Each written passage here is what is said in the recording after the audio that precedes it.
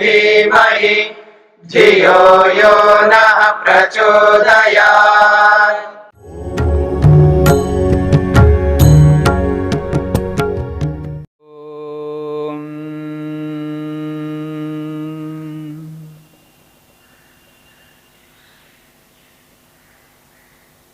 मन को एकाग्र करने के उपायों में एक महत्वपूर्ण उपाय है प्राणायाम। प्राणायाम को लेकर के हम विचार कर रहे हैं। प्राणायाम बहुमूल्य क्रिया है मनुष्य जीवन के लिए। बिना प्राणायाम किए मनुष्य अपने शरीर को, अपने मन को स्वस्थ नहीं रख पाएगा। इसलिए प्राणायाम को समझने की आवश्यकता है। इसलिए महर्षि पतंजलि ने मन को एकाग्र करने के उपायों में एक उपाय के रूप में प्राणायाम को बताया है। मन को एकाग्र करने के उपायों में पहला उपाय को बताते हुए 33वें सूत्र में महर्षि पतंजलि ने मैत्री को बताया। दूसरे उपाय को करुणा के रूप में प्रस्तुत किया है। तीसरे उपाय को मुदिता के रूप में प्रस्तुत किया है और चौथे उपाय को उपेक्षा के रूप में प्रस्तुत किया है। अब महर्षि पतंजलि ने पांचवें उपाय को बताते हुए 34वें सूत्र में स्पष्ट कर रहे हैं, प्रच्छर्दन विधारणाभ्याम वा प्राणस्य। यह समाधि पाद के अंतर्गत 34वां सूत्र है। समाधि पाद का 34वां सूत्र है, प्रच्छर्दन विधारणाभ्याम वा प्राणस्य। यहां पर प्राणायाम की चर्चा कर रहे हैं। और यह जो प्राणायाम है, यह प्राणायाम प्रत्येक मनुष्य के लिए अनिवार्य क्रिया है, आवश्यक क्रिया है।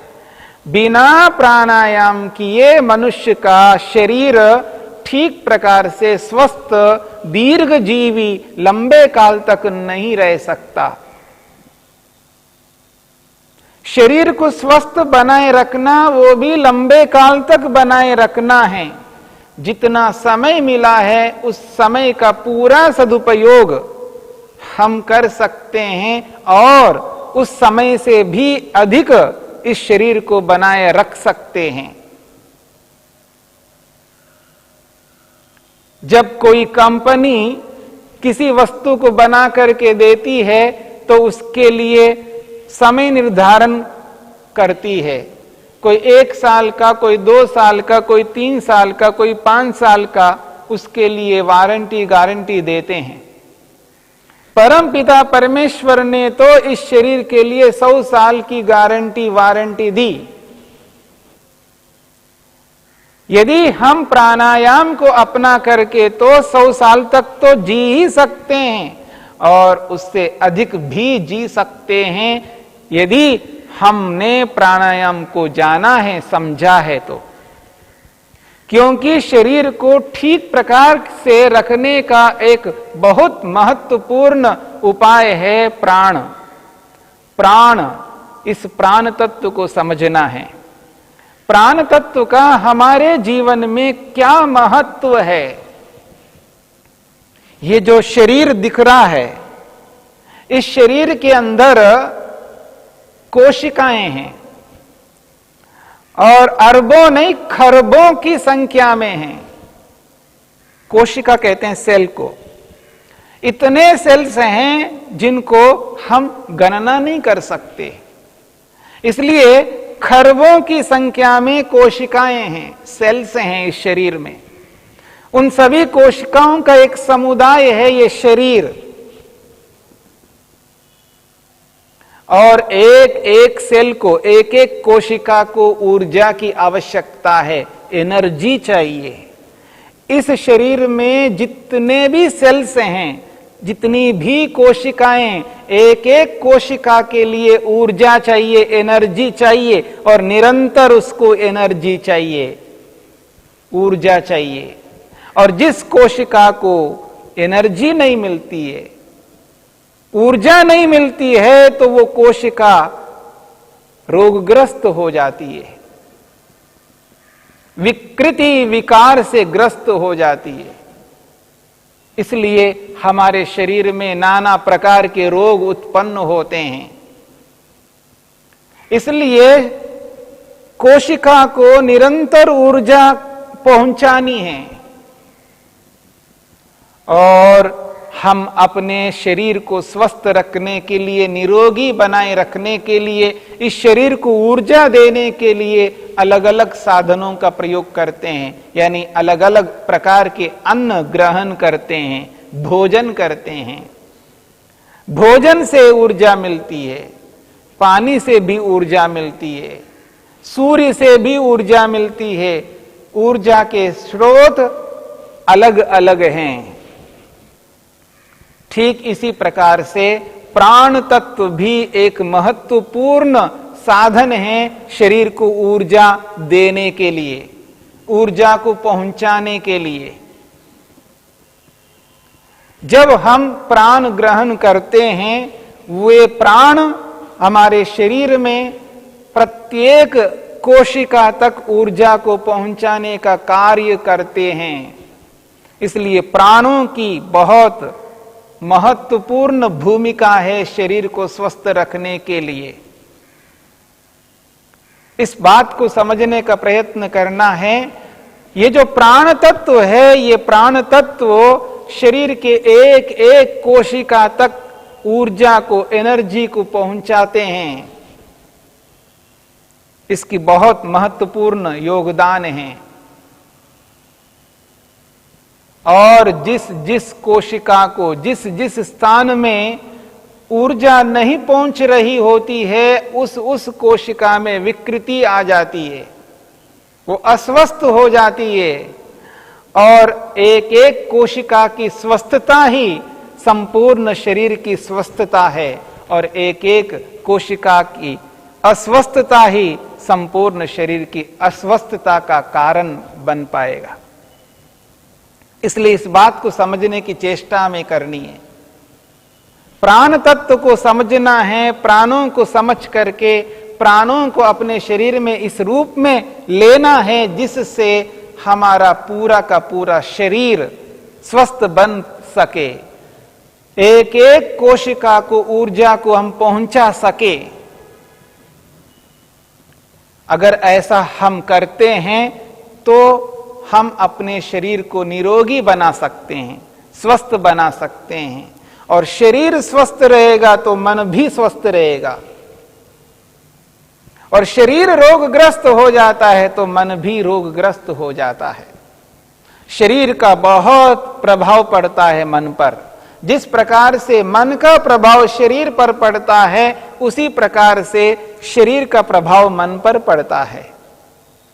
जब कर्मों की दृष्टि से देखते हैं, यदि मन में यदि बुरा कर्म किया है, अनुचित कर्म किया है, उसका प्रभाव वाणी पर पड़ता है, उसका प्रभाव शरीर की क्रिया पर पड़ता है। मन की क्रिया शरीर को प्रभावित करता है, वाणी को प्रभावित करता है। ठीक इसी प्रकार से यदि शरीर बिगड़ जाए, शरीर अस्वस्थ हो जाए, शरीर रोगग्रस्त है, तो मन भी रोगग्रस्त हो जाएगा। शरीर का प्रभाव मन पर भी पड़ेगा। इसलिए इस बात को समझना है। प्राण बहुत महत्वपूर्ण तत्व है, और यह प्राण हमारे शरीर में उस स्थान तक पहुंचा देता है ऊर्जा को जहां पर कोशिका है। यानी एक एक कोशिका तक ऊर्जा को पहुंचाने का एक महत्वपूर्ण साधन है प्राण तत्व। जब हम प्राण शरीर में लेते हैं तो ऐसे ही नहीं ले पाते हैं। प्राणों को लेने का एक माध्यम है जिसको हम श्वसन तंत्र कहते हैं। रेस्पिरेटरी सिस्टम, श्वसन तंत्र, श्वसन तंत्र के माध्यम से प्राणों को लिया जाता है और निकाला जाता है। प्राण में एक बहुत और विशेषता है, जहां प्राण तत्व एक एक कोशिका तक ऊर्जा को पहुंचाता है, वहीं पर उस कोशिका में जो अशुद्धि है, अपवित्रता है, जो मल है, उस मल को, उस अशुद्धि को भी प्राण तत्व बाहर निकालता है। इसके दो कार्य है, महत्वपूर्ण कार्य। एक एक कोशिका तक ऊर्जा को पहुंचाने का काम, और दूसरा उस कोशिका में स्थित अशुद्धि है, अपवित्रता है, उसको बाहर निकालने का काम प्राण का है। और शुद्ध पवित्र प्राण तत्व को पहुंचा देता है और अशुद्ध अपवित्र प्राण तत्व को बाहर निकालना है। यानी प्राण ही उत्तमता को अंदर पहुंचा देता है और प्राण ही अशुद्धि को बाहर निकाल देता है। इसलिए प्राणों को ठीक प्रकार से लेना निकालना ये श्वास प्रश्वास के माध्यम से होता है। श्वास प्रश्वास के माध्यम से उचित रूप से प्राणों को लिया जाता है और उचित रूप में अशुद्धि को बाहर निकाला जाता है।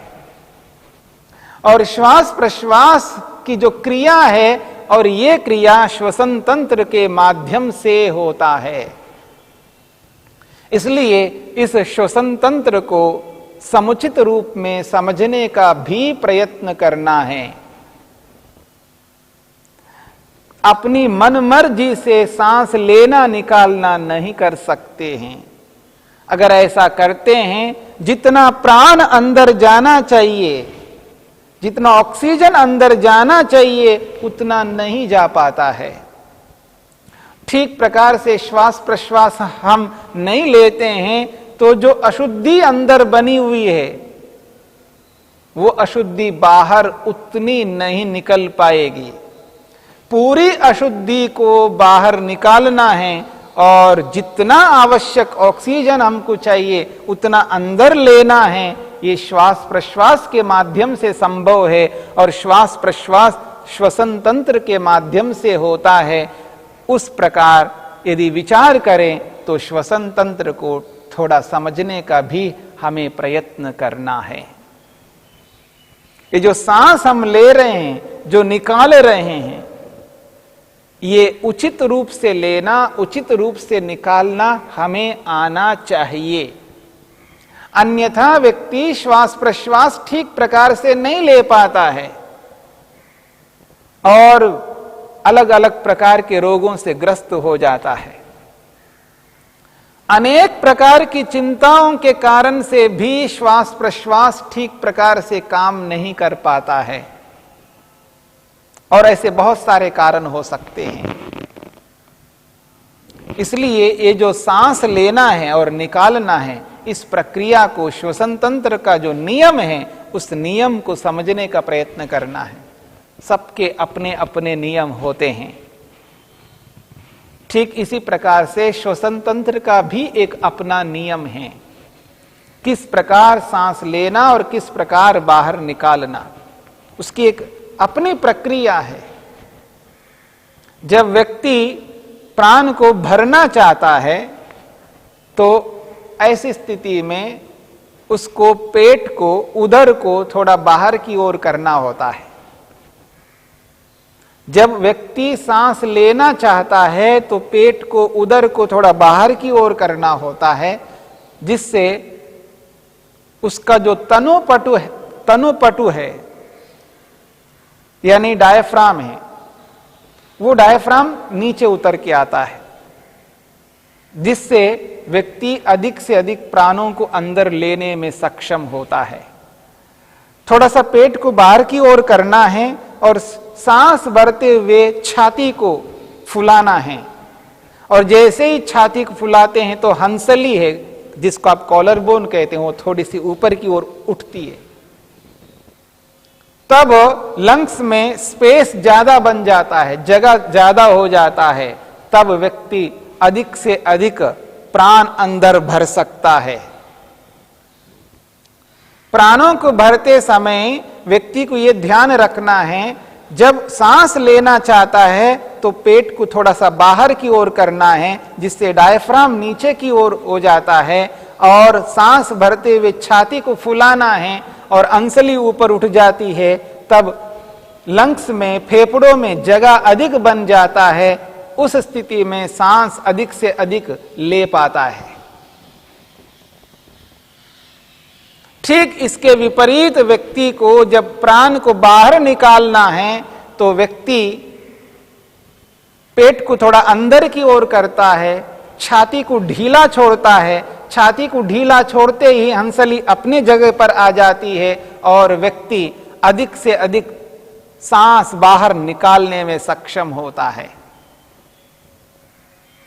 एक सामान्य प्रक्रिया है, जब सांस लेना है और निकालना है तो इस रूप में यदि व्यक्ति करता है तो अधिक से अधिक प्राण ले पाएगा, और अधिक से अधिक प्राण लेगा तो अधिक से अधिक ऑक्सीजन अंदर जाएगा, और जैसे ही अंदर जाता है तो हमारे शरीर के अंदर प्राण तत्व है, वो प्राण तत्व उस ऑक्सीजन को उस स्थान तक जहां पर कोशिका है, जहां जहां कोशिका है वहां वहां पर उस ऑक्सीजन को ले जाता है, और शरीर में जो ऊर्जा बनती है उस ऊर्जा को भी वहां तक पहुंचाने का काम है प्राण तत्व का।